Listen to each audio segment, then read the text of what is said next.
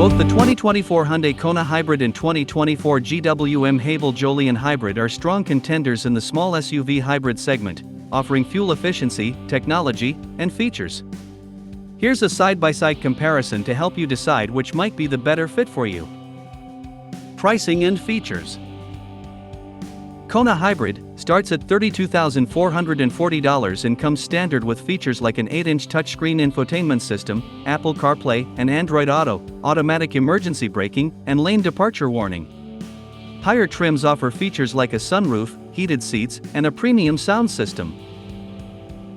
Haval-Jolion-Hybrid starts at $34,990 and comes standard with a larger 12.3-inch touchscreen infotainment system, a panoramic sunroof, heated and ventilated front seats, and a full suite of driver assistance features. However, it only comes in one well-equipped trim level. Design. Kona Hybrid offers a more playful and sporty design with sharp lines and a bold front fascia. Haval-Jolion-Hybrid has a more sophisticated and mature design with a focus on luxury and comfort. Practicality.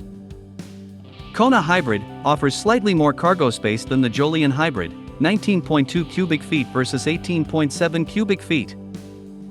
Haval-Jolion-Hybrid offers more passenger space, especially in the rear seats.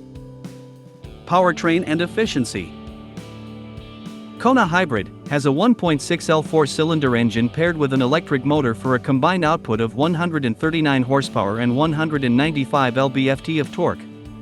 It gets an EPA estimated 50 miles per gallon combined. Haval-Jolion-Hybrid has a 1.5L 4-cylinder engine paired with two electric motors for a combined output of 247 horsepower and 258 lb-ft of torque. It gets an EPA estimated 49 miles per gallon combined. Safety. Kona Hybrid receives a top safety pick rating from the Insurance Institute for Highway Safety, IIHS, and a 5-star overall rating from the National Highway Traffic Safety Administration, NHTSA. Haval-Jolion-Hybrid has not yet been rated by either the IIHS or NHTSA. However, it comes standard with a full suite of driver assistance features, including automatic emergency braking, lane departure warning, and adaptive cruise control. Overall, the Hyundai Kona Hybrid is a good choice for those who prioritize fuel efficiency and a fun driving experience.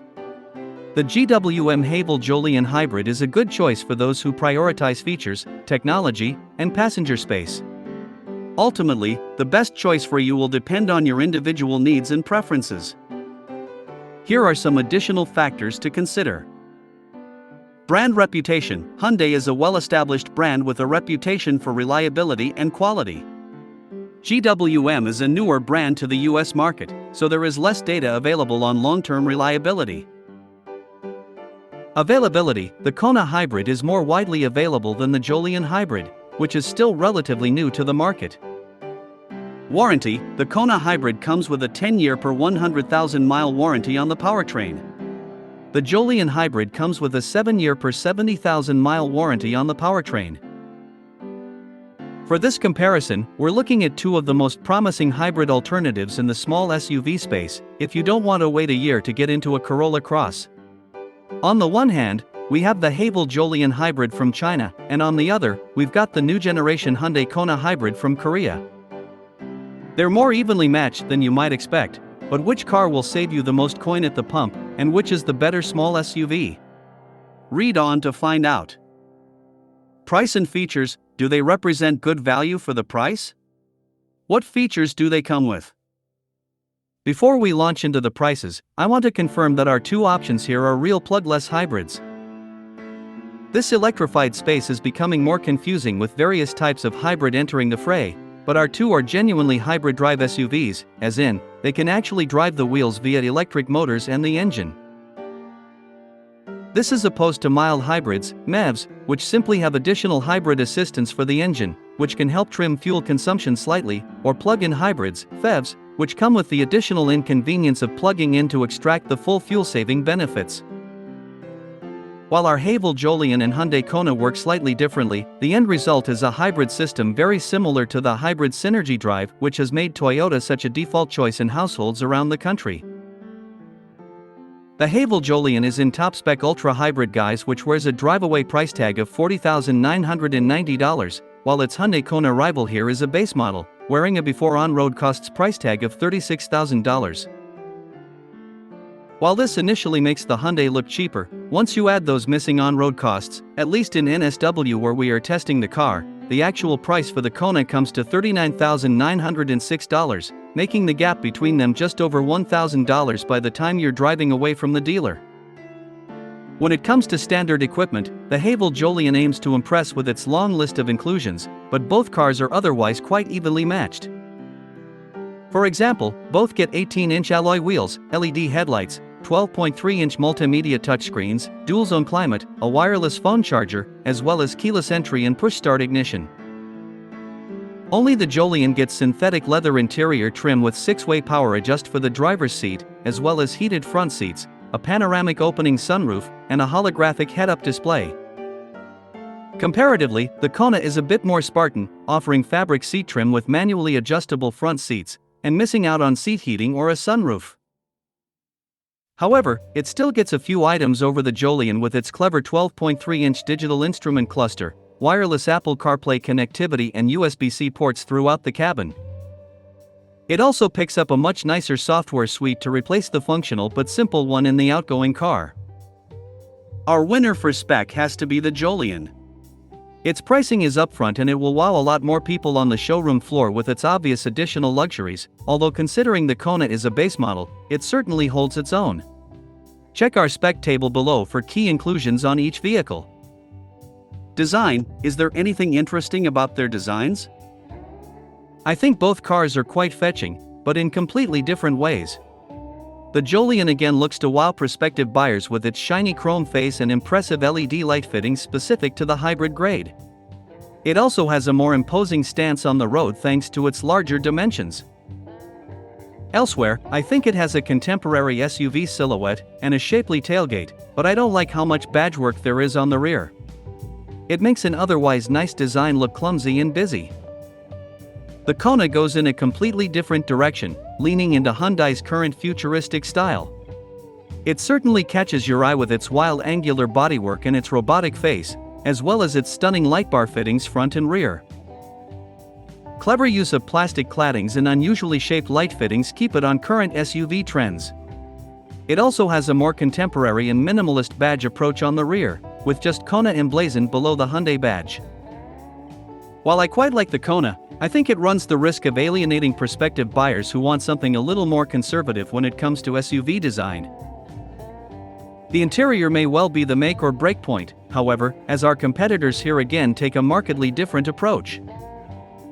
The Jolion's interior looks great at a distance with its big screens and soft-touch synthetic leather finishes, but up close the facade breaks down a bit.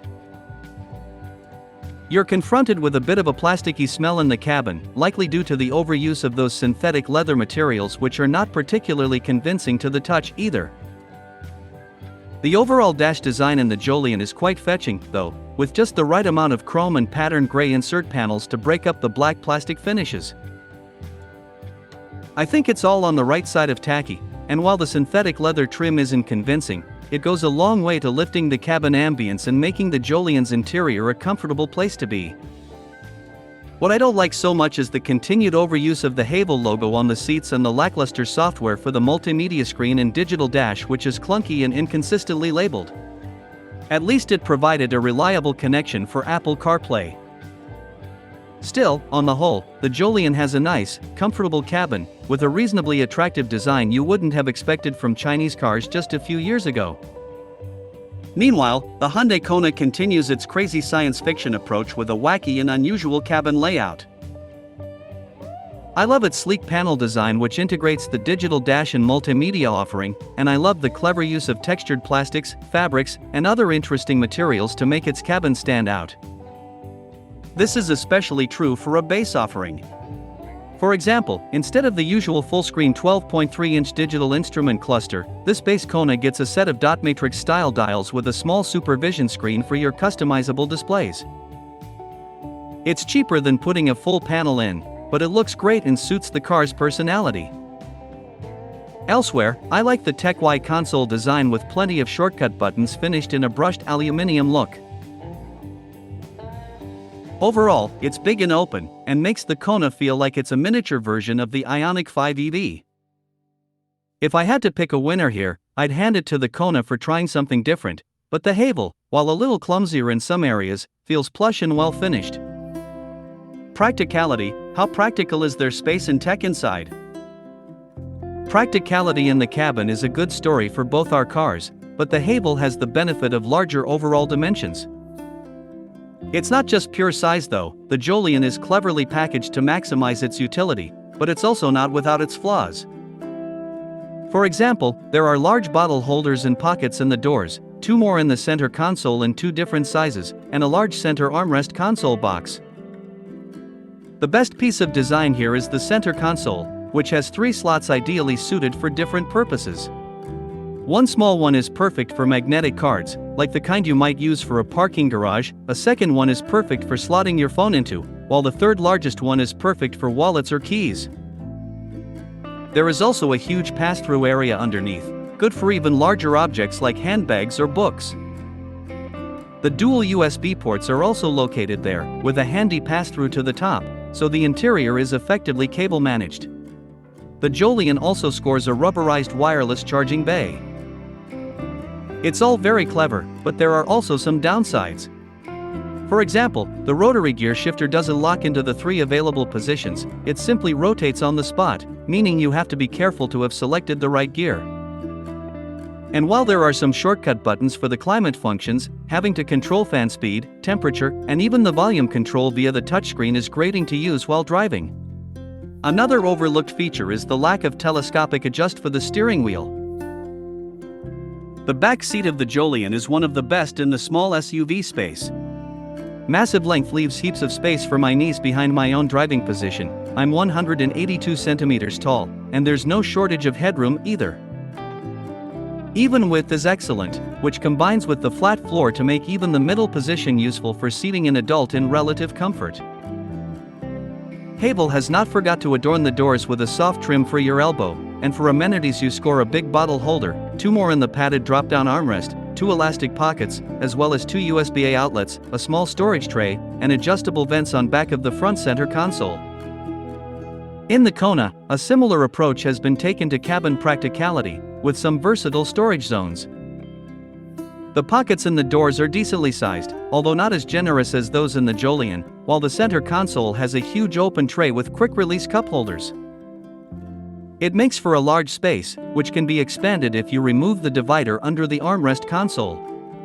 This spot also features a floating tray good for wallets and keys. Up front, there is a rubberized wireless charging tray for your phone, and USB-C outlets poking out of the dash. The Kona also gets a full array of shortcut buttons for the climate and multimedia controls, with toggles for temperature and dials for volume. Full marks there for ease of use. The new software suite on its big multimedia panel is also more aesthetically pleasing and much easier to use than the one in the Jolion. Wireless CarPlay is a nice touch, too. Downsides for the Kona include the abundance of hard-touch plastics. The cabin might have a cool-looking and open design, but it's not as comfortable as the Jolion with hard claddings for your elbows in the doors and hard plastics which your knees rest up against. It's a shame because this was one of the major criticisms of the outgoing Kona, and the same mistake has been replicated in this new one. At least the manual adjust seats are quick to shift, and the cloth material isn't so bad, just not as easy to clean as the synthetic leather trim in the Jolion. The back seat of the Kona is a decent space. It's nowhere near as large as the Jolion, and continues with the hard plastic trims, but I think 2 adults